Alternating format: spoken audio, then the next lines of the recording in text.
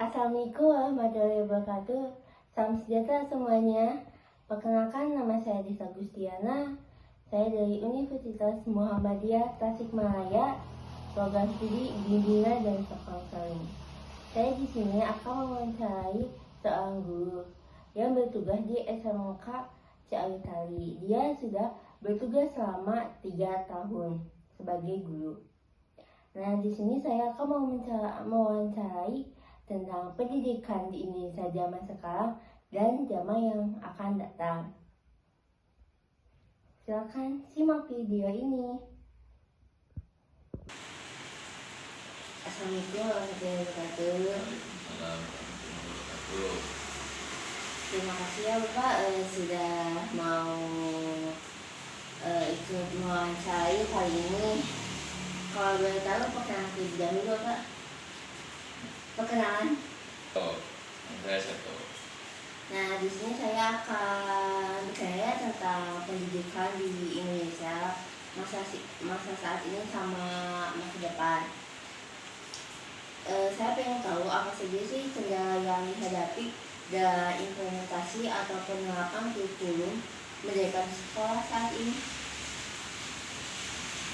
Berdasarkan pengalaman saya mengajar, kendala utama penerapan kurikulum Merdeka itu satu, kurang siapnya SDM para tenaga pendidik, kaitannya dengan sosialisasi dan pelatihan untuk pengembangan profesi keguruan dalam penerapan kurikulum Merdeka di masing-masing sekolah.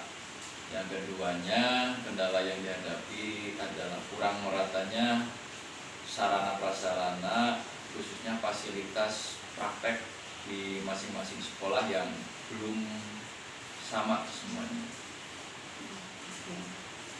Nah, kalau untuk menurut Bapak, kurikulum saat ini sudah sangat relevan tidak dengan siswa dan pasar kerja saat ini di masa depan?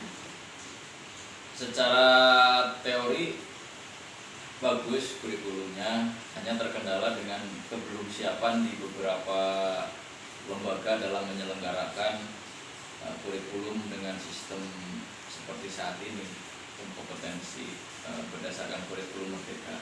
Tapi kalau itu bisa diterapkan secara optimal, maka saya yakin peserta didik nantinya setelah lulus akan memiliki kompetensi yang dapat diterima di dunia kerja.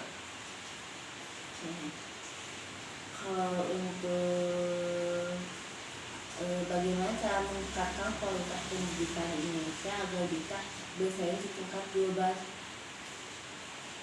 Kalau berbicara tingkat global, berarti yang paling penting untuk ditingkatkan adalah dalam hal minat baca ya, terutama supaya nanti peserta didik itu dapat menguasai berbagai macam bahasa, tidak hanya bahasa lokal saja dan bahasa nasional saja, tapi juga harus minimal memiliki satu modal bahasa internasional, baik itu bahasa Inggris ataupun bahasa Arab ataupun bahasa Cina, sehingga bisa bersaing di tingkat global. Menurut Bapak, program Merdeka Belajar ini telah berhasil tidak untuk mengubah paradigma pembelajaran di Indonesia?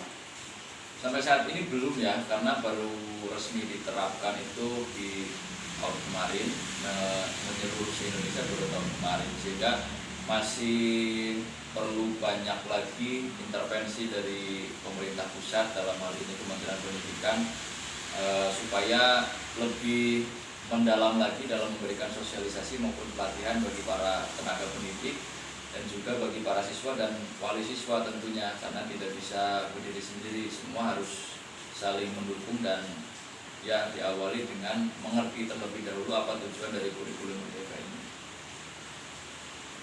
Sejauh mana program pendidikan ini karakter telah berhasil membentuk karakter siswa Indonesia? Secara pembentukan karakter, Indonesia sebenarnya punya modal ya, punya kearifan lokal yang sudah berjalan dari dulu. Penerapan kurikulum Merdeka sebenarnya tidak terlalu signifikan dalam adanya pembaruan dalam pembentukan karakter. Ini hanya semacam seperti inovasi saja di mana kearifan lokal dalam pembentukan karakter serta didik atau siswa di Indonesia itu lebih ke konsep yang menuju ke masa depan. Kapan saya sedang melakukan bagaimana menyiapkan dulu untuk dapat memanfaatkan teknologi AI dalam pembelajaran? Satu, tentu pelatihan. Pelatihan itu penting karena banyak guru yang secara SDM belum siap untuk menerima tantangan baru berupa bahan ajar yang menggunakan AI. Maka dari itu pelatihan itu wajib bagi semua tenaga pendidik, baik yang masih baru maupun yang sudah lama. Kemudian yang kedua, AI ini dia sangat membantu dalam hal menjawab pertanyaan ataupun membantu mencari jawaban terhadap kesulitan-kesulitan dan pertanyaan-pertanyaan. Tapi di satu sisi AI juga memiliki potensi masalah yang itu bisa menyebabkan adanya kesenjangan dalam hal pengetahuan teknologi. Ketika tidak bijak dan pondasinya tidak kuat, maka banyak orang yang akan tidak siap menghadapi AI ini. Maka harus seimbang antara pelatihan dan juga pembentukan karakter atau cara berpikir komputasi yang harus diterapkan bagi seluruh unsur yang ada di dunia pendidikan. Nah, mungkin segitu ya pertanyaan dari saya. Mungkin dicukupkan sampai di sini. Terima kasih Bapak sudah mau mewawancarai saya. Sama-sama. Terima kasih kembali. Gimana teman-teman setelah melihat wawancara saya dengan seorang guru yang bernama Bapak Seto? Apakah kalian sudah menyimaknya?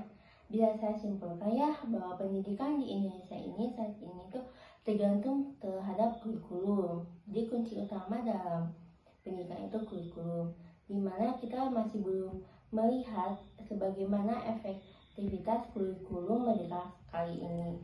Namun bagi saya kurikulum Merdeka itu atau kurikulum belajar itu kurang efektif ya, dimana kita tuh tidak bisa membawa siswa sesuai dengan minatnya. Jadi mungkin saran saya untuk di masa depan nanti perbaiki lagi kurikulumnya. Terima kasih.